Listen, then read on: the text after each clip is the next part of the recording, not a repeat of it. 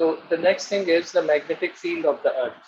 Magnetic field of the Earth was discovered around 500 BC. और ये discovery इस तरह हुई थी कि there was a stone or material called lodestone, और there was another material which was called magnetite. उसकी कुछ प्रॉपर्टीज लोगों ने ऑब्जर्व की थी और फिर उन प्रॉपर्टीज की वजह से, फॉर एग्जांपल इस स्टोन के पीस को अगर फ्रीली सस्पेंड किया जाए, so it always used to orient itself in a particular way. So by using this property, they were able to find the directions. कि किसी भी जगह पर जाकर अगर इसके एक पीस को फ्रीली सस्पेंड किया जाए तो जिसकी ओरिएंटेशन है, it use to tell them the direction, और फिर उसको वो अपने फाइंड पाथ्स वगैरह फाइंड और रूट फाइंड करने के लिए यूज करते थे. कंपास किस तरह काम करती है? कंपास फॉर एग्जांपल अगर आप पहले अर्थ को देखें, ये जो अर्थ है इसके अंदर इसकी जो फील्ड है वो एक वेरी लार्ज बार मैग्नेट की तरह है. और इसमें क्या होता है कि आपके पास ये जो वेरी लार्ज बार मैग्नेट है, इसकी ओरिएंटेशन इस तरह से है कि इसका एक साउथ पोल है और इसका एक नॉर्थ पोल है, और ये परफेक्टली वर्टिकल नहीं होता, थोड़ा सा इंक्लाइंड होता है.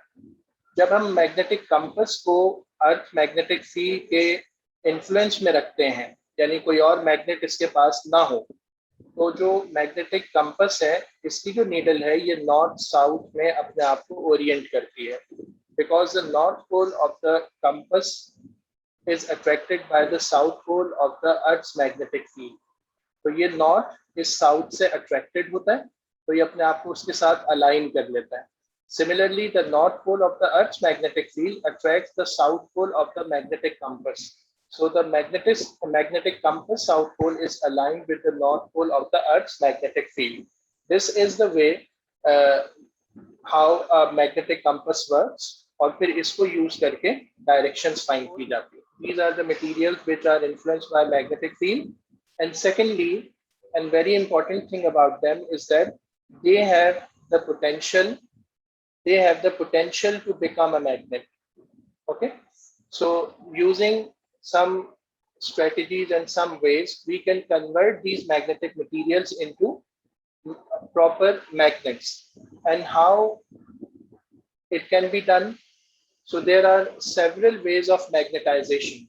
Magnetization is a way in which we convert a magnetic material into a magnet. और magnetization के लिए हम दो main methods use करते हैं, although इसके अलावा भी methods हैं. The first method is called by stroking. Stroking ये होती है कि आप एक magnet लेते हैं और उसका एक particular end किसी मैग्नेटिक मटेरियल पर रब करते हैं. ठीक है, आप इस एंड से रब करेंगे, यहाँ तक रब कर देंगे, और उसके बाद मैग्नेट को उठाकर एयर में वापस यहाँ लाकर टच करेंगे, और फिर दोबारा इसी वे में इसको आप टच करते हुए रब करते हुए दूसरे एंड तक जाएंगे. तो you keep repeating this cycle and this stroking और process until the steel bar becomes magnetized. After some time, the steel bar will become magnetized and it will start attracting the magnetic materials like a magnet does. इसी तरह ये दूसरी figure में आप देख सकते हैं कि साउथ पोल को यूज किया गया. साउथ पोल को अगर हमने यहाँ पर टच किया, इस एंड तक लेकर आए, और फिर हमने इसको एयर में रेज करके दोबारा लाके उस पोजीशन पे टच किया और फिर लेकर आए. So stroking should be in a particular way and direction. इसको हम चेंज नहीं करेंगे इस प्रोसेस के दौरान, otherwise the magnetic material would not become a magnet. उसके लिए हमें टेस्ट करना पड़ेगा. फॉर एग्जांपल कोई मैग्नेटिक मटेरियल स्टील बार के करीब ला के देखेंगे. If it attracts the magnetic material, it means it has become a magnet. और अगर अभी तक वो अट्रैक्ट नहीं कर रहा, तो इट मींस कि it hasn't become a magnet. तो हमें उस प्रोसेस को भी रिपीट करना होगा. सेकेंडली, आप इस फिगर में देख सकते हैं कि अगर मैंने यहाँ पे साउथ को टच किया था और उसके बाद मैं इसको रब करते हुए यहाँ लाया था, दूसरे एंड पे नॉर्थ बना था, और ये प्रोसेस इस तरह चल रहा है. तो अगर हम नॉर्थ से टच करके इस तरफ लेकर जा रहे हैं, तो हमें इस मैग्नेट के अंदर किस तरह के वो मिल रहे होंगे poles.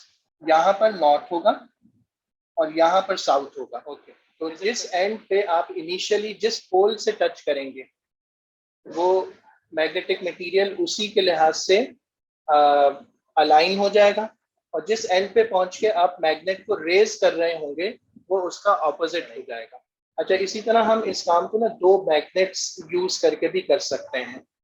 We can place the two magnets in the centre of the steel बार।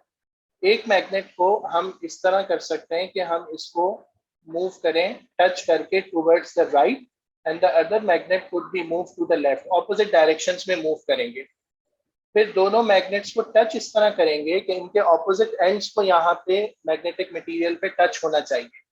ठीक है, अगर एक का नॉर्थ है तो दूसरे का साउथ होगा। और फिर जहां से आप एक मैग्नेट को रेज करेंगे उसका ऑपोजिट एंड उस मैग्नेटिक मटेरियल पे जनरेट हो जाएगा। सिमिलरली हम डीसी सप्लाई यानी करंट, डायरेक्ट करंट को यूज करके भी मैग्नेट्स को मैग्नेटिक मटेरियल्स को मैग्नेटाइज कर सकते हैं। ये एक स्टील बार है जिसको हम कंसिडर कर लेते हैं। हम इसको एक इंसुलेटेड वायर के अंदर रैप कर देते हैं, जिसके अराउंड उसको वाउंड कर देते हैं, और आफ्टर वाइंडिंग दिस वायर हम इसको एक बैटरी से कनेक्ट कर देते हैं। The battery has a positive and a negative terminal, and it is considered that the positive end of the battery supplies the current. So the current will enter from this side, and current will leave the wire and this bar from this side and will re-enter the battery. Okay, जहां से आपके पास current enter हो रहा होगा वहां पर आपके पास south pole generate होगा आपके मैग्नेट का, जहां से आपका करंट लीव हो रहा होगा वहां पर आपके पास नॉर्थ पोल बनेगा। और इस डायरेक्शन को फाइंड आउट करने के दो तरीके हैं। एक तरीका ये कि अगर कोई ऑब्जर्वर रॉड के इस तरफ खड़ा होकर करंट के फ्लो की डायरेक्शन को देखे तो उसको ये लगेगा कि करंट इस तरह वायर में से घूम रहा है क्लॉकवाइज डायरेक्शन में। तो जिस एंड से वो उस मटेरियल को ऑब्जर्व कर रहा है वो उसका साउथ पोल होगा। और अगर कोई ऑब्जर्वर यहाँ से ऑब्जर्व करे, इस करंट को देखने की कोशिश करे, वैसे तो करंट नजर नहीं आता लेकिन थ्योरेटिकली उसको पता होगा कि यहाँ से देखने पे ना करंट एंटी क्लॉकवाइज डायरेक्शन में मूव करता हुआ उसको नजर आएगा। तो इट मीन्स कि यहाँ से उसको नॉर्थ पोल है ये उस एंड का। एक तरीका ये है। एक तरीका ये है कि हम इसके लिए ना कर्ल ऑफ द फिंगर्स का रूल यूज करते हैं। कॉइल के अंदर करंट इस तरह मूव करता हुआ आ रहा है, तो मैं अपनी कर्ल ऑफ द फिंगर को इस डायरेक्शन में प्लेस करूंगा, और यहाँ पर ये जो थंब की डायरेक्शन है ये आपको बताएगी कि आपका नॉर्थ जो है ना वो इस तरफ होगा। और अगर आपका करंट ऑपोजिट वे में फ्लो कर रहा है इसके अंदर और यहाँ से एग्जिट कर रहा है तो फिर मैं कर्ल को यूं प्लेस करूंगा और अब मेरे थंब की direction north of the magnetic field को शो करेगी। देखना है कि मैग्नेटिक प्रॉपर्टीज ऑफ मटेरियल, इस लिहाज से दो तरह के मटेरियल्स हैं जो कि हम देखते हैं। A small group of metal have very strong magnetic properties, including iron, nickel, and cobalt.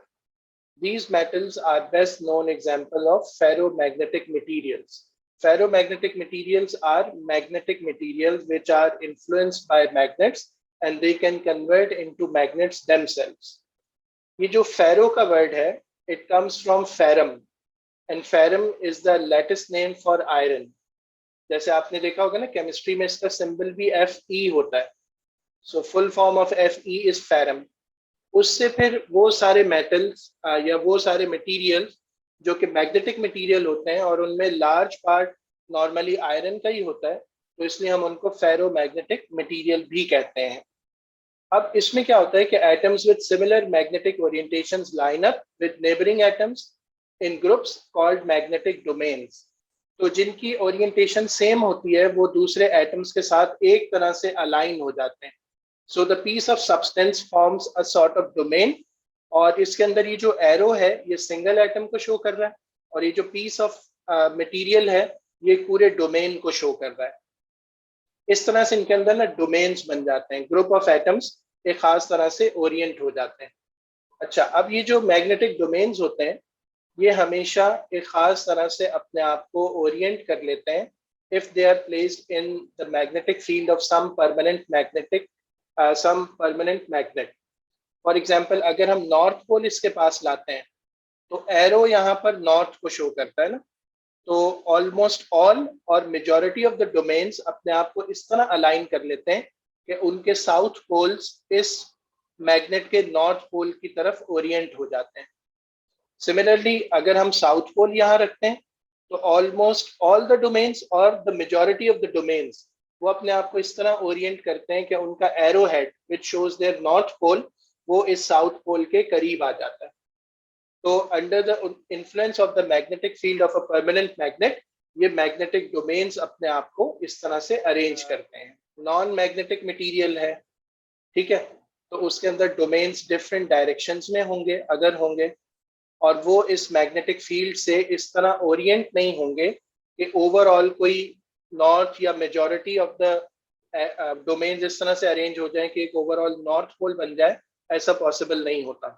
So this sort of substances always remain unmagnetized. अच्छा, अगर हम इस केस को देखें तो यहाँ पर आपके पास नॉर्थ पोल इस परमानेंट मैग्नेट का जब इस मैग्नेटिक मटेरियल के करीब आया तो ये एरोज इस तरह से अरेंज हो गए कि सबके साउथ पोल्स इस नॉर्थ पोल के साथ अलाइन हो गए हैं, because the north of a magnet, north pole of a magnet attracts south pole of the other magnets.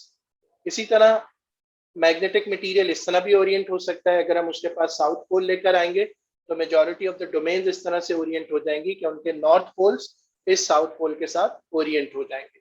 So this is the way how a material turns itself into a magnet, types of magnets.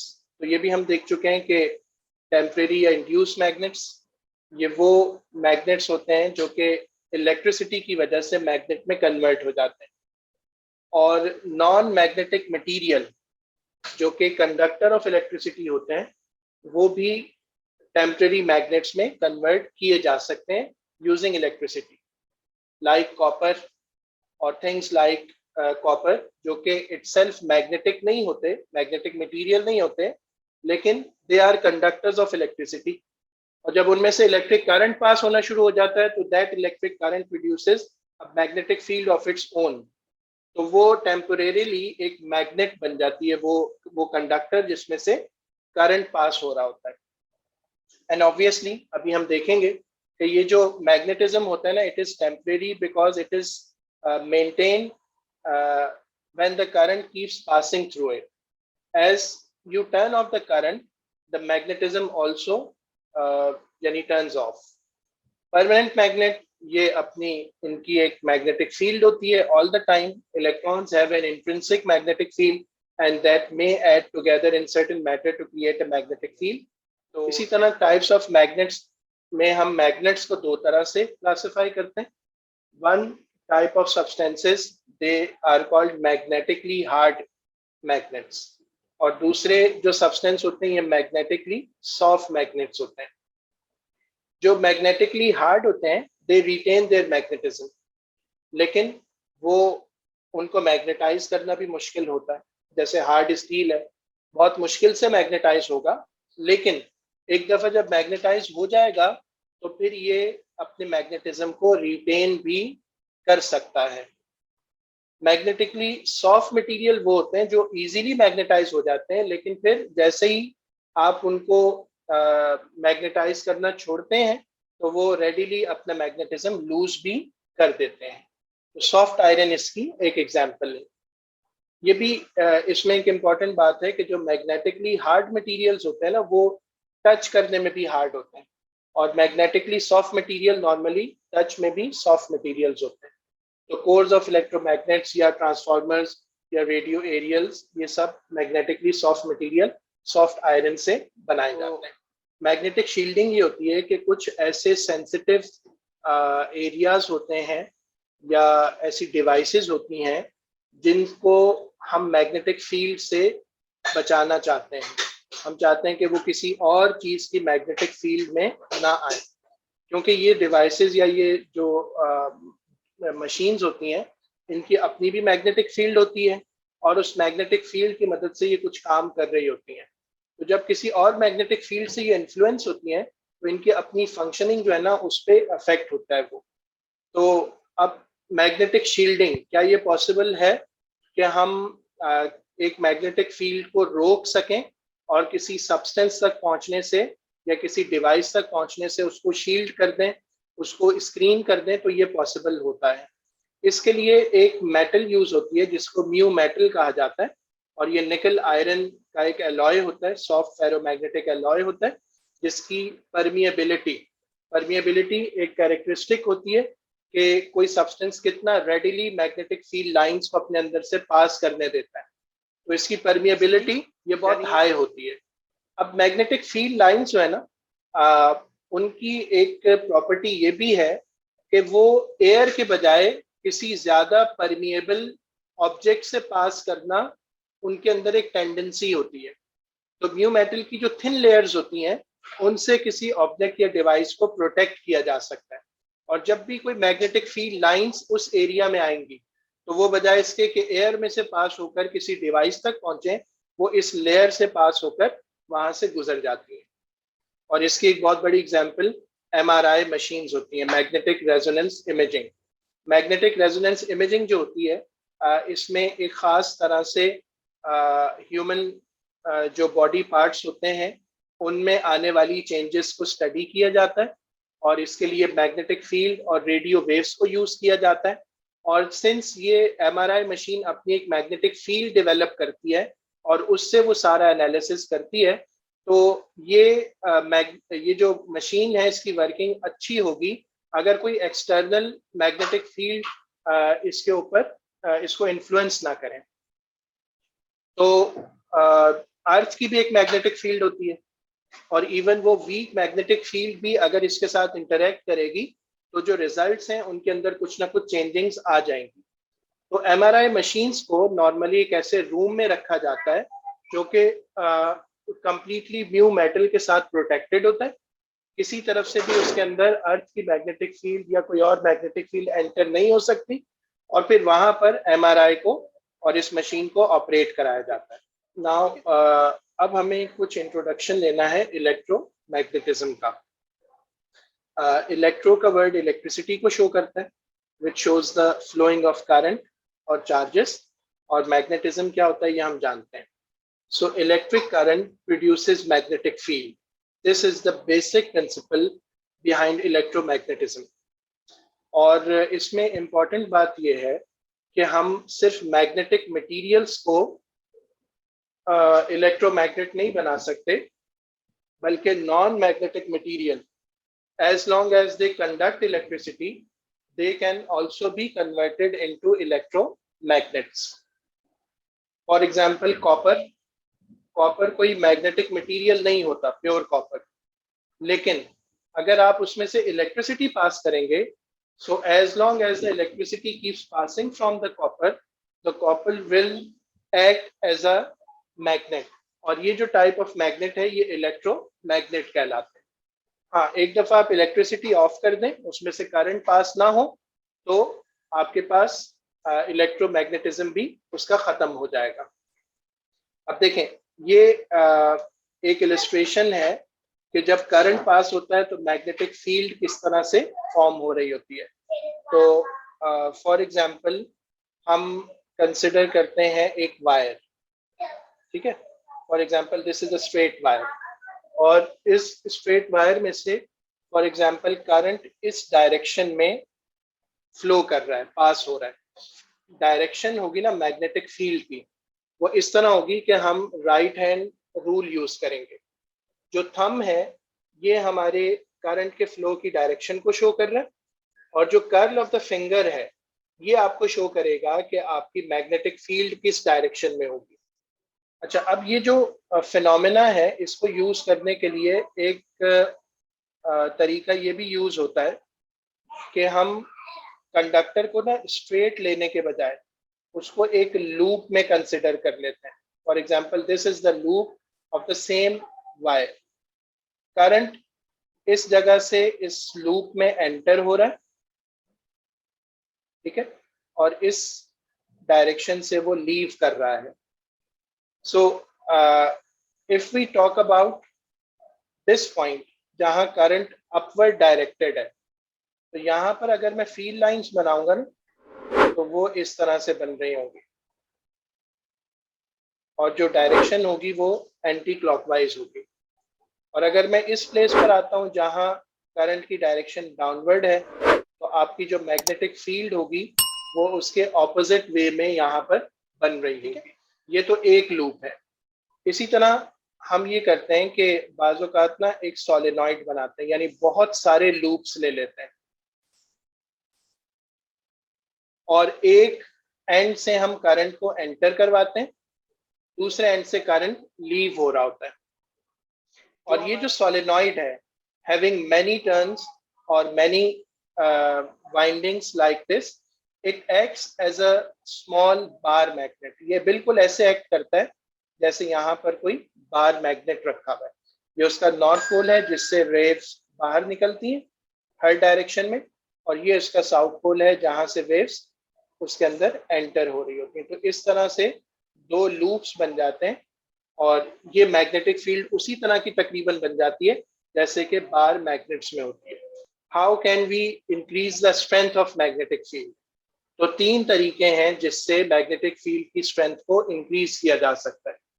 Number one, increasing the number of turns on the coil, यानी same area में आपके पास जितने turns थे, जैसे इस example में देखें तो 6 टर्न्स हैं, अगर मैं इसको डबल कर दूं यानी एक एक टर्न और ऐड कर दूं, तो अब इसके अंदर अगर 12 टर्न्स कर दिए जाएं within the same region और एरिया, तो इसकी जो मैग्नेटिक फील्ड स्ट्रेंथ होगी वो पहले के मुकाबले में डबल हो जाएगी। सेकंड ये हो सकता है कि आप जो करंट इसमें से पास कर रहे हैं उसको इंक्रीज करते हैं। The larger amount of current will produce a stronger magnetic field for the same solenoid.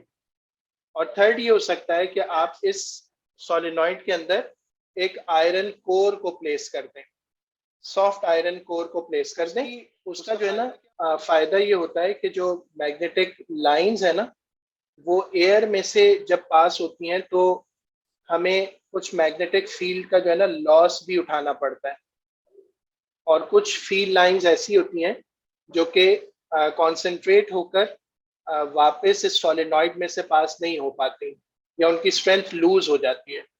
अगर हम आयरन कोर प्लेस करते हैं तो जो मैग्नेटिक फील्ड लाइंस हैं वो एयर में पास होने के बजाय आयरन कोर से पास होने की ज्यादा टेंडेंसी रखेंगी। जैसे हमने मैग्नेटिक शील्डिंग में देखा था ना कि म्यू मेटल की अगर थिन लेयर प्रेजेंट हो तो magnetic field rather than going from air वो उस मेटल पीस में से पास होंगी। तो इसी तरह अगर आयरन कोर प्लेस्ड है तो जो भी मैग्नेटिक फील्ड लाइंस होंगी वो इस कोर से पास हो जाएंगी और एयर में पास नहीं होंगी। तो अब आपकी सारी फील्ड जो है ना वो कॉन्सेंट्रेट हो जाएगी इस आयरन कोर के अंदर, which will increase the strength of this magnetic field.